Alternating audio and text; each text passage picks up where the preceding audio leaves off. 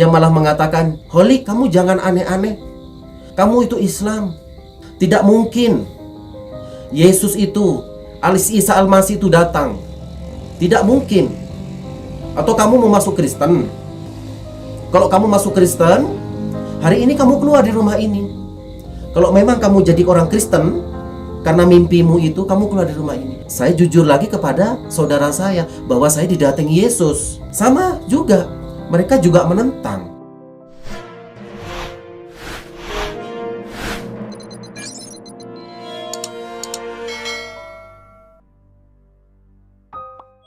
Nama saya Muhammad Holik.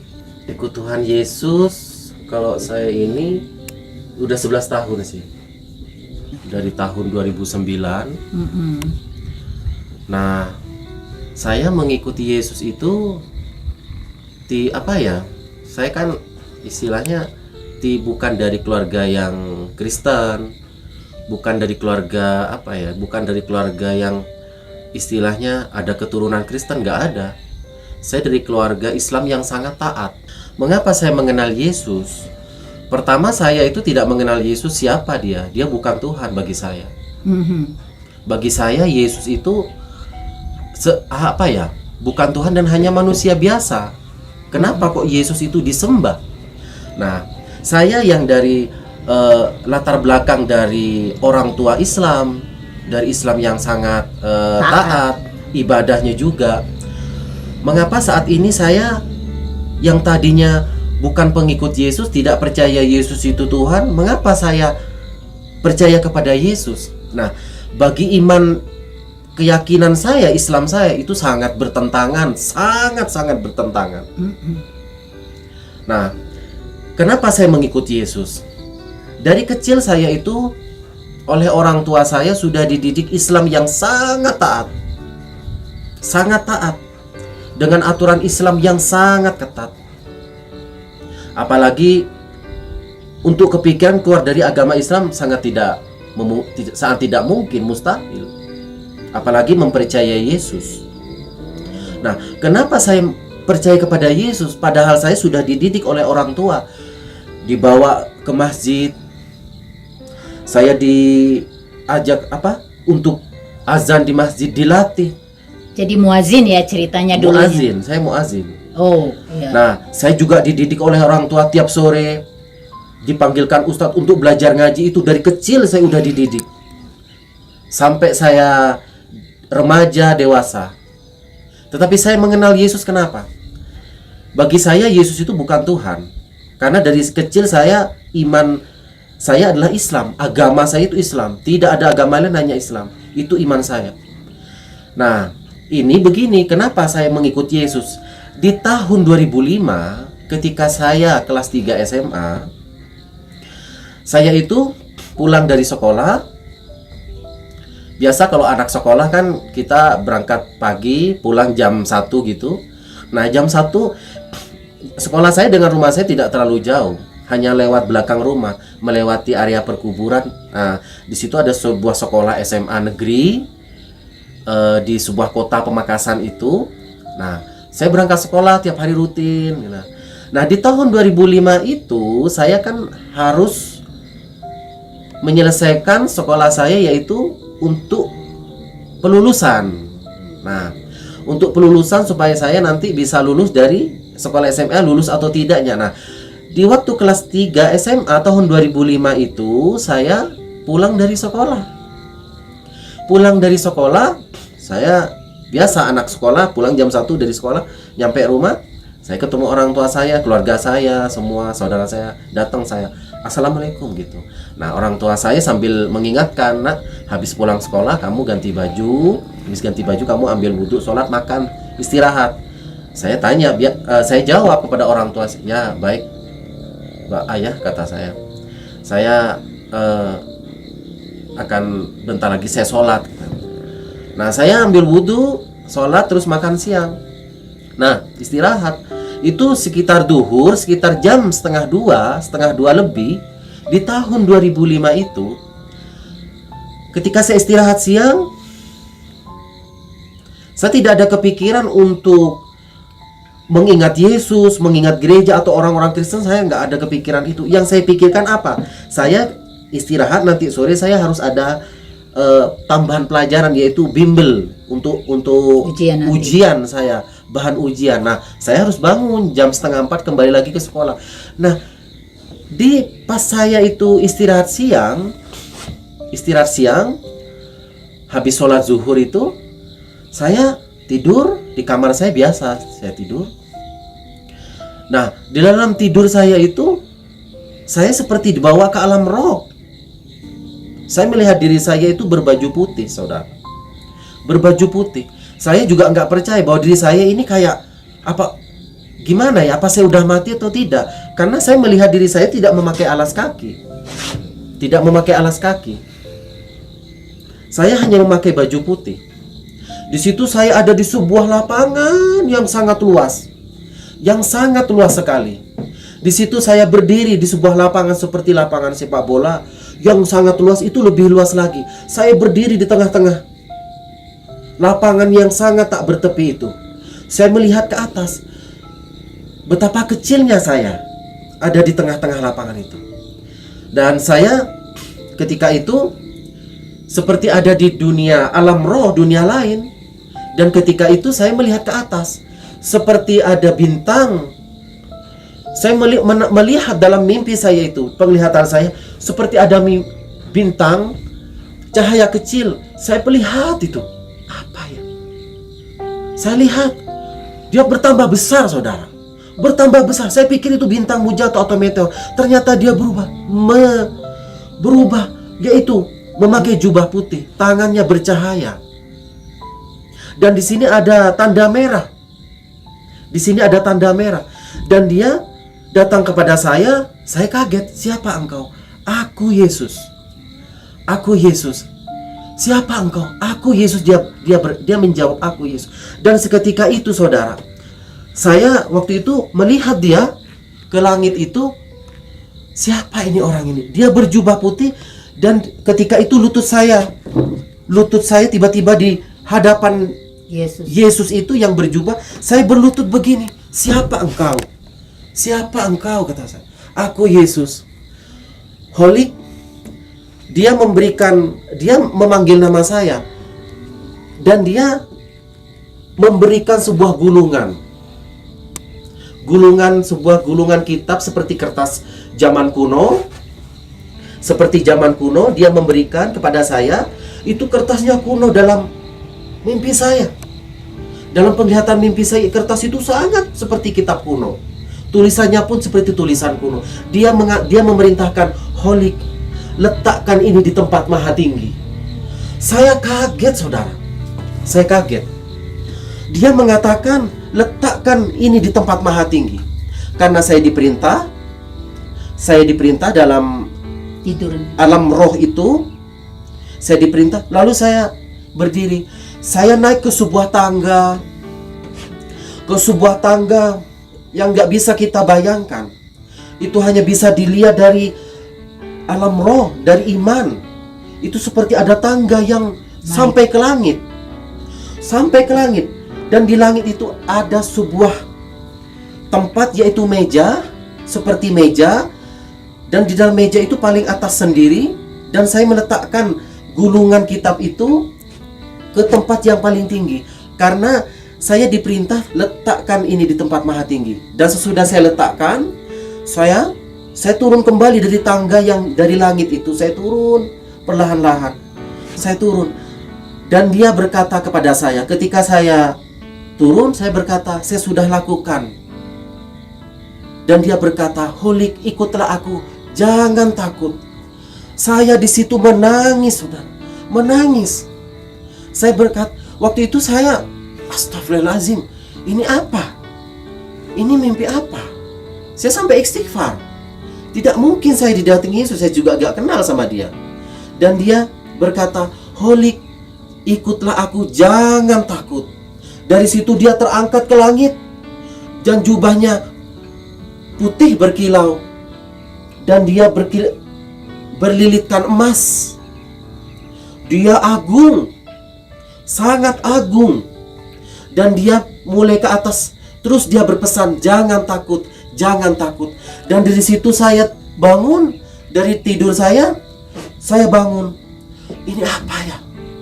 Langsung saya berkata, Tuhan, ya Tuhan, saya mau ikut Engkau. Dari situ saya mengatakan, Tuhan. Dari situ, dari mulut saya terucap Tuhan. Yang saya hanya katakan, iya Tuhan, saya mau ikut Engkau. Holik, ikutlah aku, jangan takut. Nah dari situ saudara, nah dari situ saya tidak berani menceritakan hal mimpi ini kepada siapapun. Karena kalau saya ceritakan mimpi ini, tidak mungkin orang percaya. Tidak mungkin. Mustahil orang percaya. Apalagi saya orang Islam yang dididik dari keluarga yang taat. Mengapa? Saya didatangi oleh Yesus. Bagi saya itu suatu hal yang mustahil. Dan bagi orang tua saya, bagi orang lain mustahil. Yesus datang dalam diri saya. Dan saya tidak berani menceritakan saudara. Saya tutup rapat itu mimpi itu. Di tahun 2005 saya tidak berani bercerita. Tahun 2006 berganti tahun 2006, 2007 saya tidak bercerita. Di tahun 2008 saya mengatakan sejujurnya kepada orang tua saya dan kepada saudara saya. Waktu itu saudara saya lagi ada di dapur. Saya lupa itu, waktu itu posisinya dia lagi di dapur karena posisi itu saya lagi di rumah. Saya ingin mengatakan seakan-akan di sini ada hati yang guncang dalam diri saya. Karena saya masih, iman Islam saya masih kuat. Saya harus mengatakan, tetapi dalam diri saya harus mengatakan seperti ada roh, yaitu iman yang harus dikatakan seperti begini. Holik, iman tidak boleh engkau simpan, harus engkau katakan dan nyatakan. Dari situ saya menangis saudara. Dan situ itu peperangan bagi saya. Tidak mungkin saya mengatakan itu kepada saudara saya, keluarga saya, semua keluarga besar saya, tidak berani. Tetapi saya katakan itu. Hari itu Holik memutuskan untuk menyampaikan. Hari itu saya menyampaikan, memberanikan kepada saudara saya. Terus Holik waktu itu apakah hanya sekali Holik mengalami didatangi Tuhan Yesus? Atau ada lagi yang didatangi Tuhan Yesus?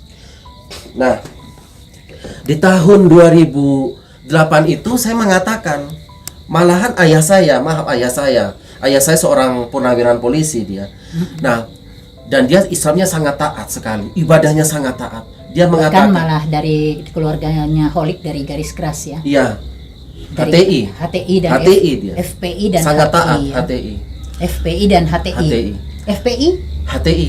Oh, HTI bukan Iya, FPI. Hizbut Tahrir Indonesia. Oh, HTI ya? Iya. Oh, bukan FPI. Iya, Hizbut Tahrir Oh, Indonesia. HTI, oh, Hizbut Tahrir. Cuma si satu kelompok sama Iya, satu. aja. Masih garis keras.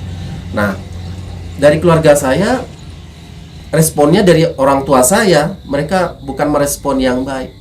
Dia malah mengatakan, Holik, kamu jangan aneh-aneh. Kamu itu Islam.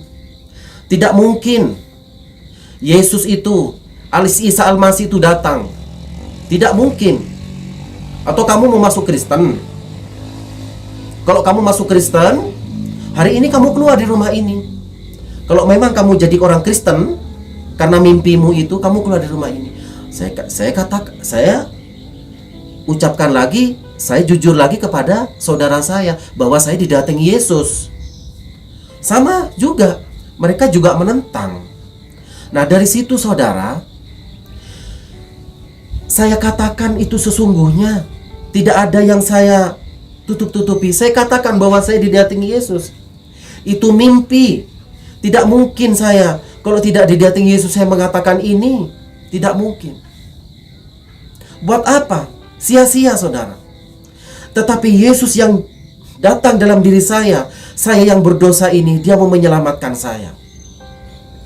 Dan sesudah itu saudara, saya tidak berani menceritakan. Sudah, ya sudah. Dalam hati saya, yang penting kamu, dalam hati saya sudah kamu, yang penting sudah memberitahukan bahwa aku datang di dalam hidupmu, Holik. Saya pendam itu. Saya diam saudara di kamar. Tetap saya lakukan sholat, ibadah saya, rutinitas saya, agamawi saya. Saya lakukan agamawi saya, terus lakukan. Tetapi dalam agamawi saya, sampai kapan ini? Saya bertanya, Tuhan, sampai kapan saya hidup dalam menutup iman saya kepadamu? Kalau saya menutup iman ini berlama-lama, saya seperti orang munafik. Saya tidak ingin seperti orang munafik, Tuhan. Ketika saya sholat, saya sujud, saya bertanya kepada Tuhan, Tuhan, saya tidak ingin seperti orang munafik. Saya harus menunjukkan bahwa Engkau datang kepada saya. Saya harus mengikuti Engkau apapun itu yang akan terjadi, saya ikut Engkau. Walaupun saya menderita juga, saya akan ikut Engkau. Dan di tahun 2008 itu, saya ketika berdoa di dalam kamar, saya belum punya kitab Injil, saudara. Belum sama sekali, belum punya kitab Injil. Ke gereja juga gak pernah. Saya memberanikan datang ke sebuah gereja di sebuah kota Pamekasan. Itu nama gerejanya GSPI. Ada sebuah gereja GSPI di sebuah kota Pamekasan. Dan di situ saya pertama itu lewat gitu. Lewat depan gereja, balik lagi, kembali lagi, balik sana sini. Jadi saya antara mau masuk atau tidak ke dalam gereja itu. Karena saya nggak pernah masuk gereja, saudara. Makanya saya orang Islam. Saya tuh kalau masuk gereja, bagi saya itu hal yang haram, najis. Sangat najis sekali akidah itu. Sangat bisa-bisa saya jadi malah saya udah jadi kafir itu. Kalau udah masuk ke gereja udah kafir bagi iman saya itu. Saya waktu itu masuk ke gereja, di situ ada pintu gereja lagi buka sedikit, waktu itu hari Minggu. Kebaktian itu. Lagi memuji Tuhan. Mereka, kok gini ya memuji Tuhannya ya. Di situ ada bangku-bangku, ada salib, ada mimbar. Di situ sangat bersorak-sorai di situ. Saya sangat takut. Masuk enggak ya? Nah, ketika itu saya permisi kepada orang gereja, Pak, saya boleh ikut? Ternyata orang gereja langsung merespon, oh boleh. Dia nggak nanya kamu siapa, enggak. Siap, boleh. Saya duduk gini, bengang-bengong gini. Oh kayak gini ya ibadahnya orang Kristen, kok tepuk tangan kok sukacita ya, kok beda sama saya yang kayak jengkang-jengking, nggak sampai ini sholat tiap waktu gini. Nah, sampai sholat terus saya sholat, tapi ibadah memuji Yesus begini sangat ini sekali, bahagia, terpancar sukacita gitu loh, rasa syukur mereka. Walaupun mereka orang Kristen tuh susah, mereka tetap sukacita, ada kedamaian. Dan setelah itu saya duduk, saya ketemu sesudah ibadah kebaktian ini di gereja ini, saya langsung mengatakan sama hamba Tuhan itu, Pak, saya pengen ada sesuatu yang saya ingin katakan sama Bapak, kalau boleh saya minta izin. Dia bilang, hamba Tuhan itu apa? Saya boleh pinjam Alkitab enggak? Gitu. Nah, saya bingung juga gimana bawa Alkitab ya. Kayak kalau bawa Alkitab mustahil juga ya, nanti bisa ketahuan keluarga. Bisa habis. Nah, Alkitab itu ketika itu pendeta itu memberikan Alkitab kepada saya. Saya ingat Alkitab yang warna ungu, kulitnya warna ungu bagus. Saya diberi, ini nggak apa-apa, bawa aja. Tapi hati-hati, kata Bapak Pendeta itu, hati-hati bawa Alkitabnya. Yang penting kalau ini buat belajar nggak apa-apa bagi kamu.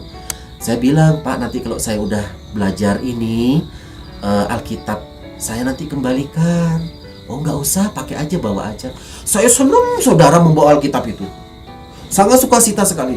Saya dari rumah ke gereja itu naik sepeda ontel, pakai sandal jepit, pakai sepeda ontel.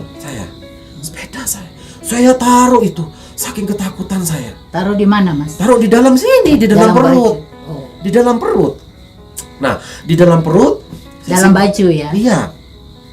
Di dalam baju saya simpan, saya naik sepeda sampai perut saya dikempeskan. Untungnya saya waktu itu masih kurus. Jadi masih nyimpen. Dan bawa, saya masuk ke rumah. Ada keluarga saya datang, saya diam aja, biasa aja, nggak menunjukkan rasa curiga, saya diam. Saya senang bawa Alkitab itu, tapi deg-degan juga. Saya diam. Saya masuk ke kamar. Saudara, saya bernafas lega masuk ke kamar itu. Saya bersyukur, terima kasih Tuhan, terima kasih Tuhan.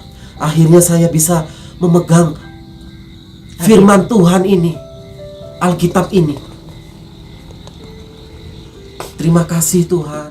Ketika saya dari keluarga itu, saya harus memutuskan untuk ke Bandung. Mengira keluarga saya, saudara saya, kakak saya, orang tua saya, mereka berpikir supaya saya di Bandung mendapat pekerjaan yang layak dan iman saya kepada Kristus supaya luntur. Nah, jadi keinginan keluarga saya supaya saya pergi ke Bandung untuk mendapatkan pekerjaan yang lebih enak, dan iman saya, percaya saya kepada Yesus supaya luntur. Nah, karena ada saudara saya di Bandung. Nah, tetapi itu tidak membuat iman saya kepada Yesus mundur, saudara. Karena iman itu yang di dalam diri saya udah termaterai. Gak bisa. Mungkin saudara saya mengatakan, kamu masuk Kristen itu ada yang menukar dengan duniawi, menukar dengan harta, dengan keenakan, fasilitas. Tidak ada namanya mengikut Yesus ditukar Indomie, ditukar uang. Tidak ada, saudara. Saya mengikuti Yesus karena saya percaya kepada Dia, karena Dialah jalan keselamatan. Saya menemukan keselamatan yang sejati di dalam Yesus itu. Yesus Al-Masih.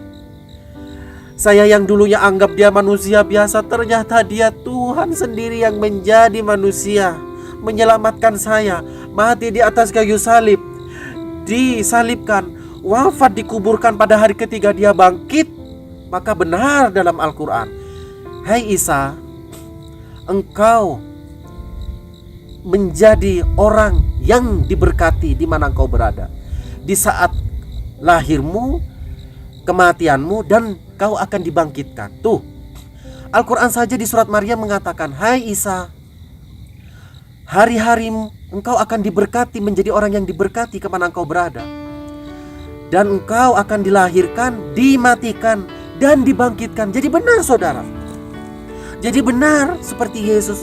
Aku datang ke dunia, Dia datang ke dunia, Dia mati, disalibkan, lalu Dia bangkit pada hari ketiga. Itu, saudara. Tetapi orang kok tidak mengerti. Saya sama dulu tidak mengerti. Tidak mungkin Yesus itu dimati, disalib. Tidak mungkin. Isa itu disurupakan. Disurupakan dengan siapa? Siapa saksinya? Tidak ada. Tetapi Yesus mengatakan, aku hari ini akan diserahkan ke tangan pendurhaka, tetapi pada hari ketiga aku akan bangkit. Yesus mengatakan begitu, saudara. Aku akan bangkit pada hari ketiga. Kalau Yesus tidak mengatakan, pasti Yesus itu pendusta dan berbohong. Tetapi Yesus mengatakan pada hari ketiga. Yesus sendiri mengatakan, aku akan bangkit pada hari ketiga. Memang, saudara, ketika Dia disalibkan memang tidak berdaya. Nah, jadi iman percaya saya kepada Yesus waktu saya di keluarga saya, di kakak saya yang tentara, membuat saya, mungkin Dia bisa membuat iman saya luntur kepada Tuhan. Tapi tidak bisa. Tetapi pada hari Minggu, ketika saya berada di dalam kakak saya di kompleks tentara, kan biasa di dalam kompleks itu asrama. Saya dengan keluarga kakak saya itu biasa. Ya, saya membantu kakak saya, memberikan makan ayam. Saya sholat seperti biasa. Saya sholat. Di tahun 2009 itu. Tetapi pada hari Minggu, seperti ada suara dalam diri saya. Holik, apakah aku yang menyelamatkan kau masih menyangkal aku? Holik, janganlah kau menyangkal aku. Dari situ, saudara, iman saya di dalam keluarga saya tidak bisa saya sembunyikan terus. Apapun saya katakan kepada keluarga saya, waktu saya dari Pulau Madura yang sangat keras agamanya, saya harus merantau ke Bandung supaya apa? Iman saya kepada Yesus itu, iman percaya saya kepada Yesus supaya luntur. Tetapi tidak bisa. Dan sesudah itu saya pada hari Minggu Saya itu diam pada hari pagi-pagi itu. Saya udah bangun dari subuh, tapi pagi-pagi itu kok saya seperti ada suara, Holik, masihkah engkau menyangkal aku? Saya diam gitu. Di ruang tamu kakak saya itu saya diam. Saya diam sejenak. Apakah engkau menyangkal aku, Holik? Itu seperti suara yang sangat merdu di dalam diri saya, seperti damai. Tetapi saya pada waktu pagi itu saya memberanikan pergi keluar dari rumah kakak saya itu. Saya pergi, tapi saya izin. Kakak saya bilang mau kemana? Saya bilang saya mau keluar. Saya mau keluar. Biasa kalau di komplek kan jalannya bagus ya, kompleknya rapi. Saya jalan. Saya jalan. Di situ ada gereja. Saya tidak akan sebutkan gerejanya. Ada gereja bagus, gereja di situ. Saya lihat gereja itu kok orang kok damai ya, gereja. Saya lihat dari jauh. Nah, saya kaki kok seperti ada suara. Mari masuklah, mari masuklah. Kok ada suara? Suara itu seperti liri-liri. Mari masuklah. Seperti ada suara di pagar gereja itu. Itu di dalam kompleks tentara. Seperti ada suara, mari masuklah. Jadi suara itu bukan untuk menjerumuskan, tetapi mari masuklah. Seperti mengatakan suara yang damai, mari datang kepadaku. Saya masuk ke gereja itu. Di situ saudara, saya duduk di gereja itu. Saya dalam keadaan berdosa, saya duduk. Saya menangis di hadapan Tuhan. Tuhan kata saya. Saya berdoa. Saya di dalam gereja itu. Dan dalam diri saya itu ada ketenangan. Ketika saya menyebut dia Yesus, di dalam gereja itu saya menemukan ketenangan. Tuhan, tolong saya Tuhan. Tolong saya Tuhan. Dan sesudah gereja itu selesai mengakhiri ibadah, saya keluar. Saya keluar dari gereja itu, saudara. Saya keluar saya nggak menunjukkan seperti orang kayak orang. Saya seperti biasa aja. Saya keluar gereja, apa adanya. Saya keluar, saya pulang. Saya pulang ke rumah. Di rumah seperti tidak terjadi apa-apa. Di rumah saudara saya seperti nggak terjadi apa-apa. Jadi nggak ada rasa curiga. Nah, berapa jam kemudian, itu masih pagi, saya pulang dari gereja itu, kakak saya nggak tahu. Nah, saya pulang dari gereja sekitar jam 9, jam setengah 10 saya nyampe rumah. Nah, sudah jam 10 saya pulang, saya istirahat dulu. Saya duduk, biasa di dalam rumah kakak saya, biasa saya bercengkraman dengan ponakan saya, dengan kakak saya bercengkraman biasa. Nah, sudah itu sore ada kabar, ternyata teman kakak saya ini yang orang gereja ternyata kenal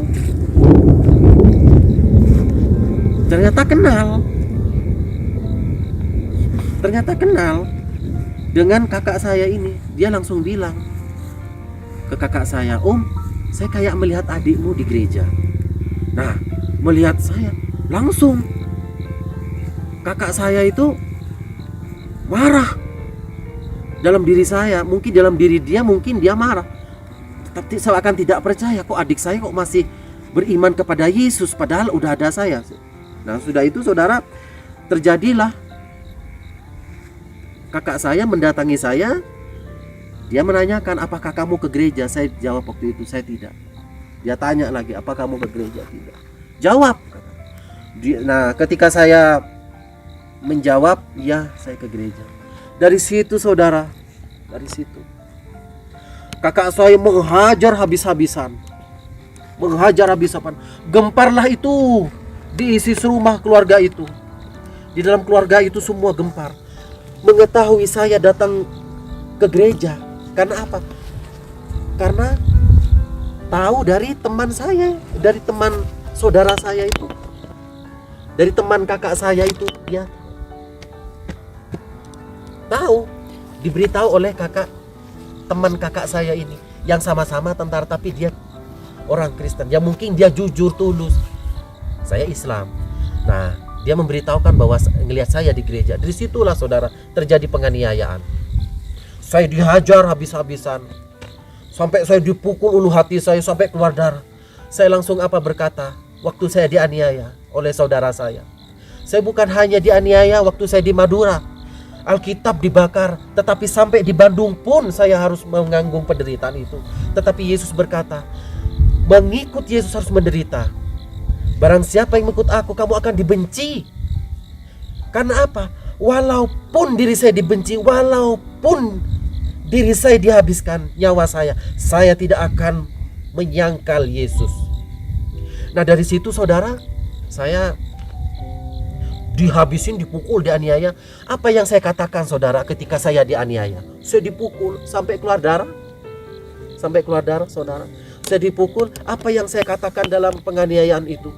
Terima kasih Tuhan, aku telah mengikuti pikul salib-Mu ini. Terima kasih Tuhan, saya mengikut salib-Mu ini. Bayangkan saudara, mengikut Yesus, yang saya bukan dari pengikut Yesus, yang saya tidak percaya Yesus. Saya dianiaya oleh Yesus. Saya dianiaya oleh orang. Oleh kakak sendiri. Saudara, ya. mengikut Yesus, saya dianiaya. Karena mengikut percaya kepada Yesus, saya mengalami penganiayaan itu. Malahan dalam ucapan saya, terima kasih Yesus, saya bisa mengikut Engkau memikul salib ini. Tetapi dalam diri saya ada damai sejahtera. Mengapa? Semakin kamu dianiaya, maka iman, percaya, pengharapanmu kepada Yesus semakin dikuatkan. Karena Tuhan Yesus yang bekerja. Yesus yang bekerja dalam diri saya tidak bisa menyangkal Dia saudara. Dia yang datang dalam mimpi saya, Dia berkata, Holik jangan takut, ikutlah aku. Maka katanya jangan takut itu maknanya luas. Engkau mau dalam keadaan miskin, engkau mau keadaan dalam sehat, senang, jangan takut. Dalam penganiayaan pun jangan takut. Dalam keadaan kita susah, jangan takut. Iman percaya kita jangan menyangkal Yesus. Itu saja saudara dalam diri saya. Langsung diusir ke besokan harinya. Pada esokan harinya, kakak saya menelpon kepada bapak saya di Madura. Bapak saya langsung mengatakan, kalau memang Holik itu masih Kristen, usir saja. Kalau tidak mau pergi, jebloskan saja ke penjara. Atau paling tidak saya diasingkan. Itu ancaman saya. Dan ancaman bukan ancaman itu saudara. Ancaman saya apa? Saya dicoret dari keluarga, tidak mendapat warisan. Dan saya akan dianggap mati kalau saya tetap mengikut Yesus. Itu yang dikatakan oleh orang tua saya. Dan itu dilakukan. Dan itu pun dilaksanakan oleh kakak saya. Dan kakak saya pada hari Senin itu ketika pagi, langsung dia mengatakan, pergi kamu dari sini. Angkat tasmu kalau kamu masih tetap mengikuti Yesus. Saya katakan, kakak, Holik akan tetap mengikuti Yesus sampai ditutup tanah pun saya tidak akan menyangkal Dia.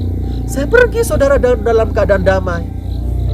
Saya tidak memikirkan harta. Saya tidak memikirkan apa dalam diri saya punya uang atau tidak. Itu yang harus ingat. Saya tidak ditukar oleh dunia. Nah waktu itu Mas Holik ada duit berapa tuh keluar dari rumah? Tidak punya sama sekali. Terus bagaimana kamu mau makan? Terus bagaimana kamu hidup? Dari situ saudara, Tuhan menolong saya. Ketika itu saya keluar dari rumah, saya seperti orang gelandangan. Tetapi dalam keadaan saya seperti itu, saya tetap berdoa, Tuhan, terima kasih Tuhan, aku yang berdosa ini Engkau selamatkan. Dan boleh mengikut salib-Mu ini. Boleh mengikut salib. Saudara, ada sukacita, ada rasa syukur. Bukan karena kekurangan ekonomi, kekurangan makan atau apa. Mengikut Yesus saya bersyukur. Saya tidak membawa apa-apa. Tetapi ketika saya keluar dari rumah itu, saya bekerja jual gorengan. Oh, itu ikut siapa itu? Itu bekerja di sebuah warung, yaitu ternyata warung itu yang mempunyai adalah istri tentara juga. Oh, dia menolong ya? Menolong. Dan istri tentara itu juga kenal dengan kakak saya. Akhirnya kenal dia nolong. Menolong saya jual gorengan, membantu mengiris bawang, Melakukanlah semuanya. Semua itu saya lakukan. Dari suruh ini, suruh itu saya mau. Di pekerjaan dapur, saya jualan gorengan, pisang, apa saya lakukan. Saya dibayar seminggu sekali 50.000. Itu. Terus bagaimana perjalanan hidup Mas Holik setelah itu? kan saya tante tahu bahwa Mas Holik ini kan tinggalnya di bukan di emperan, di Bantaran, di bantaran sungai, kontrak di rumah-rumah kecil yang di bantaran sungai, yang biasanya kalau hujan, jangankan hujan, hari biasa pun banyak ularnya yang masuk, bahkan kobra gitu. Jadi kalau dia tidur ada yang mendesis-desis, dia udah biasa aja gitu. Ya itu bagaimana sampai kamu bisa ada di bantaran sungai itu? Nah, karena saya hidup di bantaran sungai, bagi saya tidak jadi masalah. Karena saya membawa iman. Mau saya hidup di kolong jembatan, bagi saya tidak menjadi masalah. Saya akan menunjukkan bahwa mengikuti Yesus itu bukan ditukar oleh duniawi, tetapi karena iman percaya kita, supaya kita diselamatkan.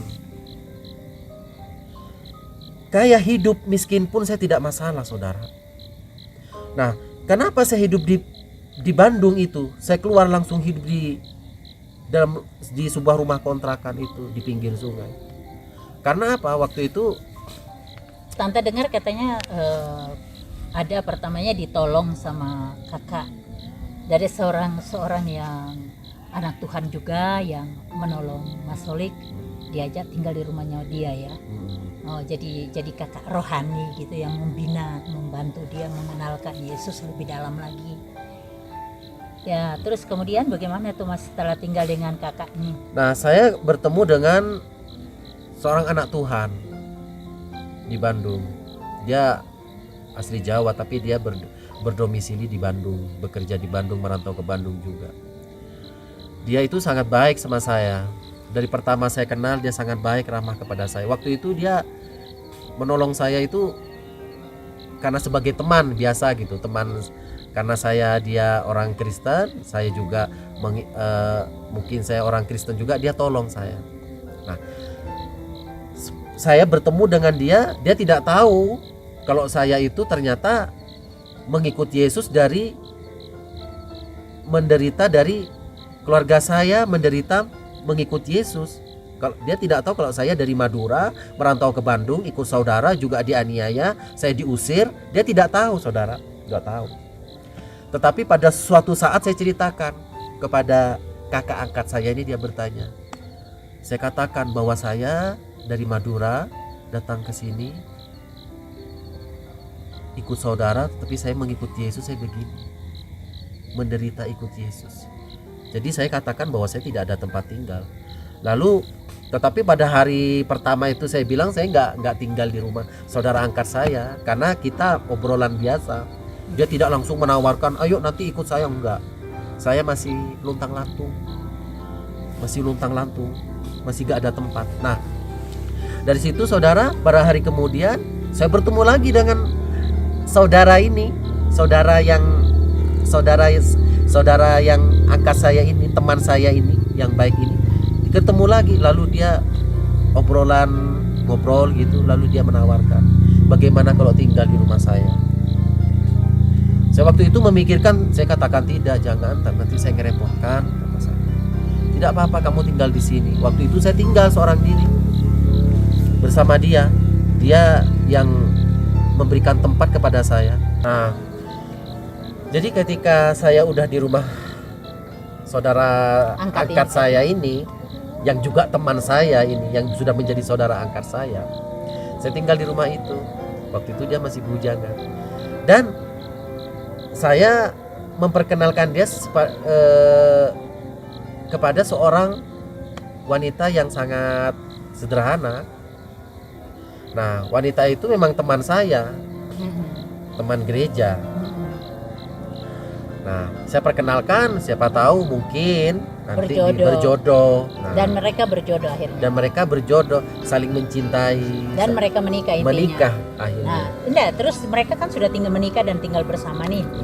Terus kemudian Mas Holik bisa ketendang dari situ, itu bagaimana ceritanya? Nah, ketika saya udah di rumah itu, sesuatu hal yang terjadi tidak diinginkan terjadi. Ketika saya di rumah situ, saudara yang teman saya ini yang saya perkenalkan dengan saudara angkat saya ini melakukan, dia terprovokasi oleh orang-orang masyarakat sekitar, tetangga. Karena apa Dan permasalahan? akhirnya mereka itu datang rame-rame geruduk dengan ini si kakak ipar tadi. Jadi dia kan panggil kakak ipar ya. Kakak iparnya ini datang, kemudian mereka mengusir Holik keluar dari rumah itu, dan akhirnya Holik ini akhirnya dia keluar dengan membawa kopernya dia keluar, dan si kakak ini tadi nggak tahu kalau si Holik sudah terusir gitu, dan akhirnya Holik tinggal di bantaran sungai.